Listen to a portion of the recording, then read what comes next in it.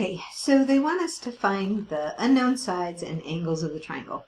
Solve a triangle using law of cosines. Okay, so they tell us this angle here, beta, which is 30 degrees, but they don't tell us the side across from it. And we don't know enough information to find this angle or this angle. So we have to use the law of cosines. That's why we can't use the law of sines. So I'm going to put a chart up here. So alpha, beta, gamma, and A, B, C. We know beta is 30 degrees. We know A is 10, and C is 12. And so we're supposed to figure out the rest. Okay, so I'm going to start by finding this side B. So I'm going to pull out my law of cosines that says B squared equals, and I remember this, if I'm trying to find B, then it's A squared plus C squared minus, and then it's 2AC, so it matches to the 2 that you have already on the right, cosine, and then it's beta because it's the angle of the side you're trying to find. Okay, so you'll get used to it. But okay, so B squared is equal to A, I know, is 10, C is 12,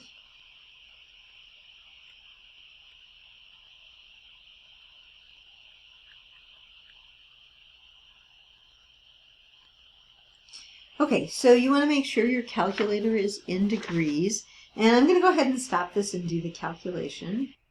So I'm getting B squared to equal about 36.1539, you know. I'm going to leave that in my calculator, and then I'm going to go second square root, because I need to take the square root of that. And I get it's approximately, this will be B, is approximately 6.01. Now, I don't know that they said how many decimal places they want. They didn't say. So we'll just put 6.01. So I checked in the book. They go 3 decimal places for the side.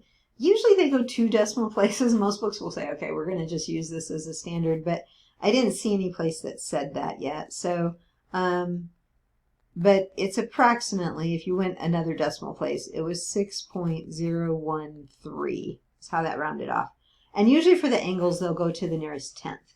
Okay, so about the angles. Okay, we know the sides then, we know B, but we don't know anything about the angles. So let's say we want to find alpha here, okay? Well, you have a formula that says A squared, this is one of the laws of cosine, one of the equations, A squared equals B squared plus C squared minus 2BC cosine alpha. Now, why did I pick that equation out of the 3? Well, I said I'm going to try to find alpha, so I need to find the equation that has alpha in it, and there's just the one equation. Okay, now, instead of plugging in what we know, we're going to create a new formula, okay? So what we're going to do is we're going to have A squared minus B squared minus C squared. We're going to solve for cosine alpha, okay? Equals negative 2BC cosine alpha. And then, well, I already don't like the way I did it, but it's okay.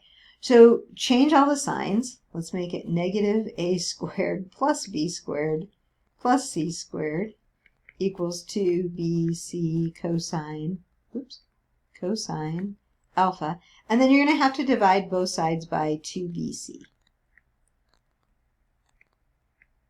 Okay, so I'm going to write the formula so we'll know what it looks like.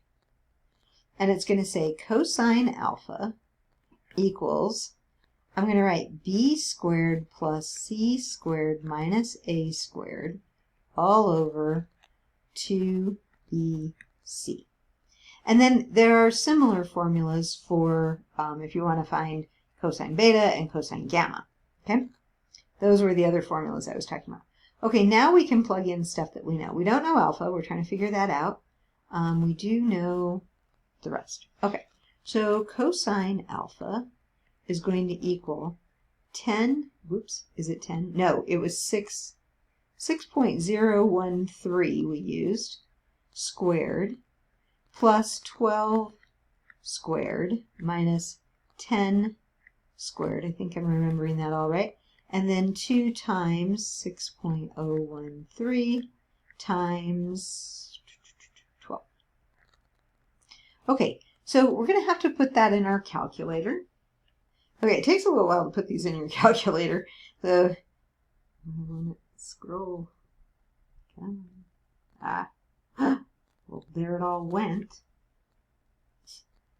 Where's my link? There it is. Okay, so cosine alpha is approximately equal to 0.5554, and then there's more stuff.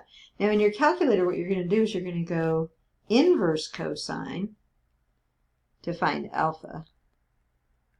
So you're going to go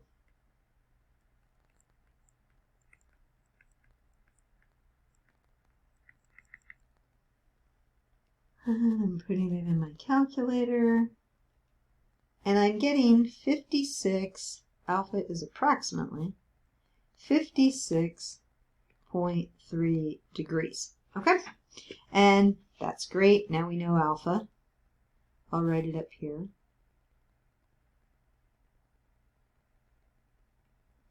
Now you might be saying, well, why did you do all that? Once you knew beta, why didn't you just use the law of sines? I could do that. So it might be easier to do that. I think I just wanted to show you that one formula.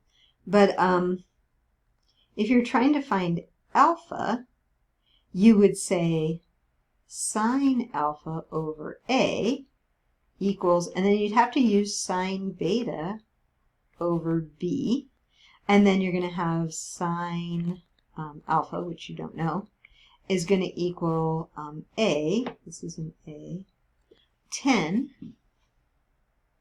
times sine beta, which is 30 degrees, over the 6.013. And then you could do that, and then you're going to do the inverse sine to find alpha, and it would all work out. Okay? So it would be the same thing over here. Okay. Now what about gamma?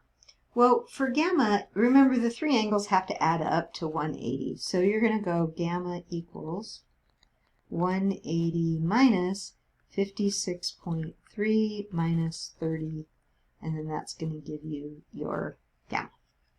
All right, so 180 minus 30 minus 56.3, and I'm getting 93.7.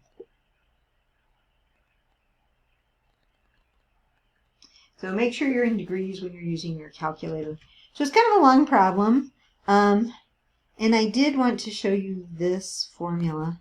There are also formulas for cosine beta and cosine gamma, and those are all listed in the law of cosines.